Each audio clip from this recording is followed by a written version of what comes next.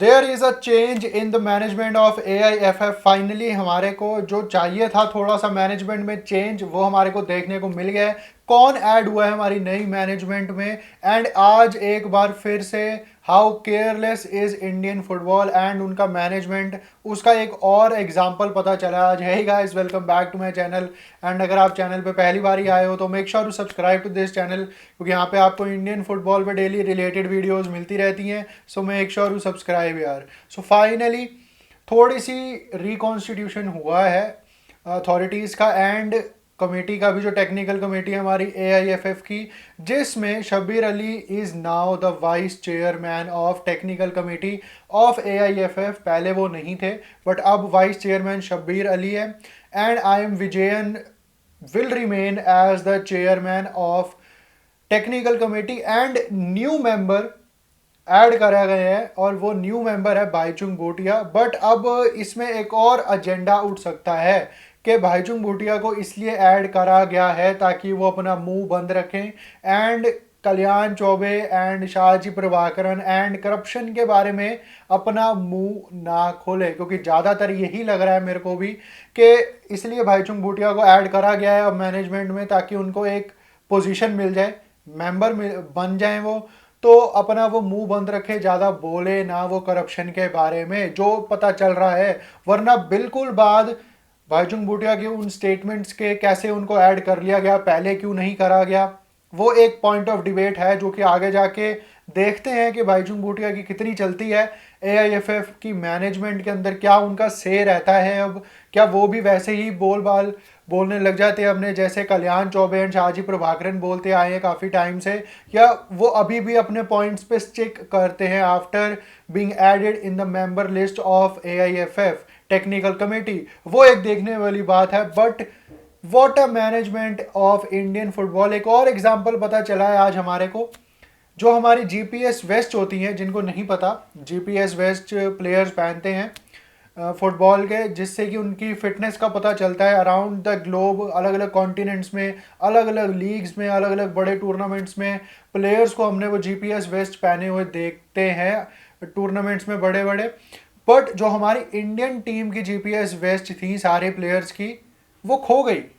वो खो गई, लापता है, किसी ने चुरा ली, किसी को पता नहीं है। दोष लगाया जा रहा है एयरलाइंस के ऊपर, क्योंकि जिस एयरलाइन में इंडिया की टीम ट्रैवल करी है AFC एशियन कप में, कतर एयरवेज थी मेरे ख्याल से, वो जिम्मेदार होनी चाहिए इस चीज़ की। अगर उनसे मिसप्लेस हुई है कहीं पे, 45 लाख रुपीस की वो GPS वेस्ट थी सारे प्लेयर्स की मिला के, जिसकी वजह से इगोर स्टीमैच ने यह भी कहा है कि हमारी प्लेयर्स की जो फिटनेस थी हमारे को कुछ अंदाज़ा ऐसा सच लग नहीं पाया, एंड हमारी जो परफॉर्मेंसेस थी वो थोड़ी इसलिए भी ख़राब थी क्योंकि हमारे पास GPS वेस्ट नहीं थी, जिससे हमारे को फिटनेसेस का नहीं पता चल पाया प्लेयर्स की हमारी कितने फिट है वो कितने नहीं है। बट अब ये 45 लाख तो गए, एंड अब देखते हैं कि कहाँ पे ये 45 लाख अब फिर से लगेंगे, कब GPS वेस्ट दोबारा मिलेंगी सारे प्लेयर्स को। एंड वो जो पुरानी वाली हैं GPS वेस्ट जो खो गई हैं या लापता है, किसी ने चुरा ली, नो बडी नोज उसका क्या रहस्य है, वो कब पता चलेगा, वो एक देखने वाली बात है। But what a management from AIFF, what a management of Indian football. Staff की अगर मैं बात करूं तो लैक ऑफ इंटरेस्ट एक बार फिर से हमारे को दिख रहा है, कंसंट्रेशन नहीं है फुटबॉल के ऊपर हमारे, वो एक बार फिर से पता चल रहा है। बाकी अगर मैं बात करूं तो अब इंडिया के जो ISL के कोचेज हैं खुल के बोलने लग गए हैं, वो इंडियन फुटबॉल के बारे में जो असली इमेज है वो पोर्ट्रे करने लग गए हैं। अब चाहे मैं मानोलो मार्केज की बात करूं, कल उन्होंने कहा कि 9 स्लॉट्स होने के बावजूद भी इंडिया नहीं पहुंच पाएगी वर्ल्ड कप में। एंड आज इवान वुकामैनोविच जो केरला ब्लास्टर्स के कोच हैं, फेमस लेजेंडरी कोच, उन्होंने कहा है कि इंडियन फुटबॉल स्टेगनेंट है, इंडियन फुटबॉल में ग्रोथ नहीं हो रही है, क्योंकि यहाँ पे यंग फुटबॉलर्स को चांस नहीं दिया जाता है। जो एक्सपीरियंस्ड प्लेयर्स होते हैं, जो एजेड प्लेयर्स हैं, उनको ज़्यादा पैसे दिए जाते हैं, यंगस्टर्स पे इन्वेस्ट कम करा जाता है एंड उनको प्लेइंग टाइम कम दिया जाता है। वेल देखा जाए तो ये फैक्ट्स हैं जो इवान वुकामैनोविच ने बोले हैं। एंड लेट्स होप कि ये जो अब खुल के हमारी इंडियन फुटबॉल की इमेज पोर्ट्रे हो रही है, not only in India but also in the southern Asia as well, on the Asia's level as well. देखते हैं अब कि AIFF अपने जो मैटर्स हैं उसको वो कैसे सॉल्व करती है। एंड अब जो ये नए मैटर्स इकट्ठे हो रहे हैं धीरे धीरे कि हमारी इंडिया की फुटबॉल की इमेज और डिटोरिएट हो रही है दिन ब दिन, उसको कैसे वो ठीक करती है। क्योंकि काफ़ी सारे काम करने पड़ेंगे AIFF को अब इंडियन फुटबॉल की इमेज को वापस सुधारने में। बट संदेश झिंगन की अगर मैं इंजरी की बात करूं तो आशीष नेगी जो कि खेल नाव के काफ़ी जाने मानी हस्ती हैं, वो जर्नलिस्ट हैं, वो AFC एशियन कप में भी गए थे, वो वन ऑफ द जर्नलिस्ट बन के फ्रॉम इंडियन कंटिजेंट।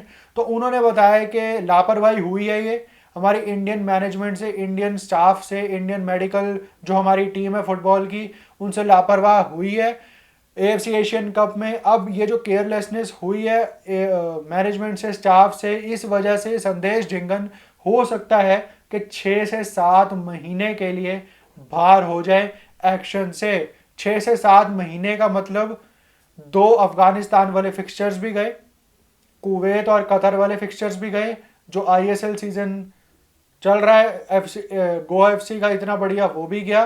काफ़ी उसमें भी लैक ऑफ वो हो सकती है उनको परफॉर्मेंसेस उनकी टीम की, क्योंकि संदेश झिंगन पिविटल एक प्लेयर है, चाहे वो इंडियन फुटबॉल टीम की बात करूं मैं या चाहे मैं उनकी क्लब की बात करूं।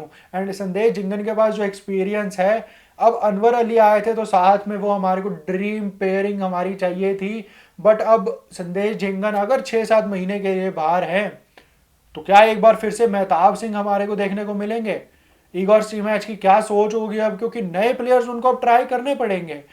गुप्ता की अगर मैं बात करूं, जय गुप्ता की या लालचुंग नुंगा की बात करूं, तो उनको प्रिपेयर करना पड़ेगा। आप राहुल बेके, मेहताब सिंह से आप अपनी पूरे टेन्योर नहीं काट सकते, आप इंडियन फुटबॉल को कॉम्प्रोमाइज़ नहीं करा सकते। अगर आपके पास यंग इतने अच्छे लैड्स पड़े हैं जो कि डिफेंड अच्छा कर सकते हैं, जिनकी उम्र भी उनके साथ है, तो आपको कभी ना कभी उनको चांस अब देना पड़ेगा। क्योंकि राहुल बेके, मेहताब सिंह कितने वल्नरेबल हैं वो बड़े मैचेस में, ये हम सबको पता है। तो यही थी आज की video. Do let me know your thoughts on this topic. तो यही थी आज की वीडियो। Till then